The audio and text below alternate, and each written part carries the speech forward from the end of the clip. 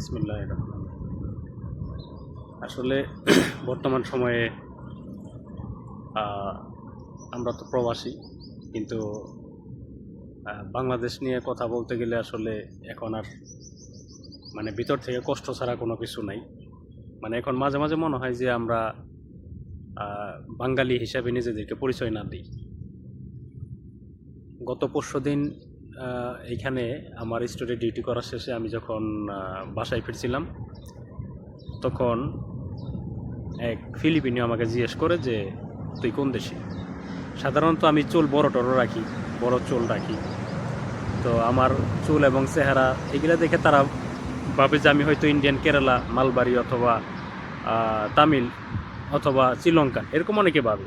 এটা তাদের যার যার আইডিয়া। তো যাই হোক, এখন এইখানে বলতেছে যে আমি বলছি যখন আমার বাড়ি বাংলাদেশ, তখন তারা বিশ্বাস করে না। বলতেছে যে বাংলাদেশ কোন জায়গায়? আমি বললাম যে ঢাকা। তো ঢাকা বলার পরে সে বলল যে ঢাকায় তো প্রতিদিন মার্ডার হয়। সে তার বাসায় বলল, পরবর্তীতে সে আমার ইংলিশে ট্রান্সলেশন করলো আরেকজন, যে আমি বুঝতে পারলাম সে আমার এটা বলতেছে যে আরে ঢাকা, প্রতিদিন তো ঢাকাতে মার্ডার হয়। ঢাকাতে কি এখন মানুষ বাস? ওইখানে তো কোনো মানুষ নাই, ওরা তো সবাই জানোয়ারের মতো হয়েছে। দেখেন, আমাদের দেশের সম্বন্ধে বাহিরের দেশের একটা মানুষের ধারণা বা নিউজ থেকে সে যতটুকু পায়, সে অতটুকুর ভিত্তিতে সে বলল যে এখন তো ঢাকাতে প্রত্যেক দিন মানুষ খুন হয়। তাইলে দেখেন বহির্বিশ্বে আমাদের কেমন পরিস্থিতি। বহির্বিশ্বে আমাদের পরিস্থিতি খারাপ।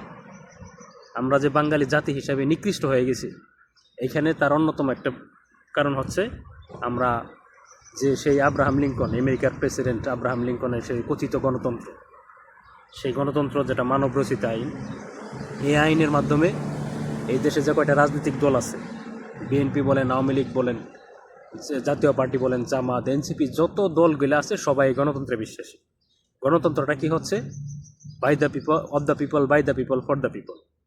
যে এইখানে জনগণের আইন, মানুষের তৈরি আইন, এই তৈরি আইনের ভিতরে বাংলাদেশে মানুষ তার এই তাদের পুরা কালচার, তাদের সব কিছু, রাষ্ট্রটা এইভাবে চলবে। কিন্তু এখন বিষয়টা হচ্ছে যে আমেরিকার সেই শেখানো আইনে আমরা যে সেই গণতন্ত্রে বিশ্বাস করে আজকে যে বাংলাদেশ স্বাধীনতার 55 বছর, এই 53-54 বছরে আমরা কি পাইছি?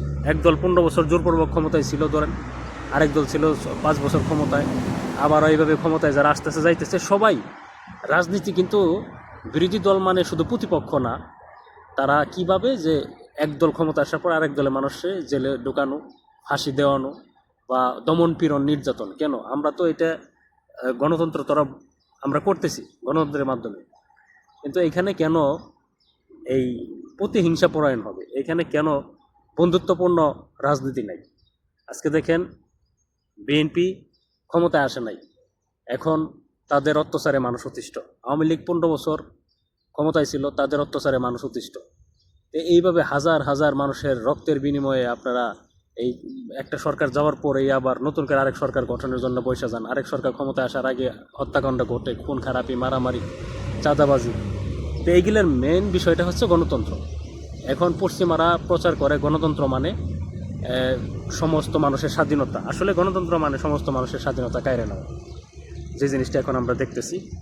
গত 3-4 দিন আগের ঢাকাতে যে ঘটনাটা, যেভাবে পাথর মেরে একটা মানুষকে হত্যা করা হলো, তাতে বহির্বিশ্বের মানুষ এখন তারা বলতেছে যে আইয়ামে জাহিলিয়াত নতুনভাবে শুরু হয়েছে, যেটা হযরত মুহাম্মদ সাল্লাল্লাহু আলাইহি ওয়াসাল্লামের জন্মের আগে যে আইয়ামে জাহিলিয়াত ছিল সেরকম হয়ে গেছে। এখন আমার কথা হলো গণতন্ত্র বিষয়টা নিয়ে। বাংলাদেশে আমরা তো ক্ষুদ্র মনের, ক্ষুদ্র জ্ঞানের মানুষ, আমাদের জ্ঞান তেমন নাই। কিন্তু বাংলাদেশে যারা রাজনীতি করে, যারা ইসলামিক রাজনীতি করে, এদের অনেক জ্ঞান। এরা কোরআন হাদিস অনেক ভালোভাবে এরা জানে, শুনে। এরাও জানে যে গণতন্ত্র স্পষ্ট শিরিক, বা গণতন্ত্রের মাধ্যমে মানুষ কোনোদিন শান্তিতে বসবাস করতে পারবে না। এখন আমার কথা হচ্ছে, এই বাংলাদেশে গণতান্ত্রিক পন্থা, গণতান্ত্রিক পদ্ধতি সম্পূর্ণ বাতিল করে কিভাবে আল্লাহর আইনের মাধ্যমে, কোরআনের মাধ্যমে দেশ পরিচালনা করা যায়, সেটা আমাদের চিন্তা করতে হবে। এবং আমরা কোনোভাবেই কামনা করি না যে এইভাবে পাথর মেরে বিশ্বজিৎ হত্যা হইলো, এই আবরার হত্যা হলো, এই পাথর মেরে চাঁদ মিয়া ওরফে সোহাগ নামে এই লোকটাকে হত্যা করা হলো। আসলে কিসের জন্য? এই গণতন্ত্র তো মানুষের কোনো স্বাধীনতা বলতে কিছুই দিতে পারে না। এজন্য আসুন আমরা সকলে মিলে নতুন করে এই বাংলাদেশকে অবশ্যই কোরআনের আইন হিসাবে দেশ পরিচালনা করি, তাতে অবশ্যই কি হবে, দেশের যত ধর্ম বর্ণ নির্বিশেষে সকল মানুষ শান্তিতে বসবাস করতে পারবে।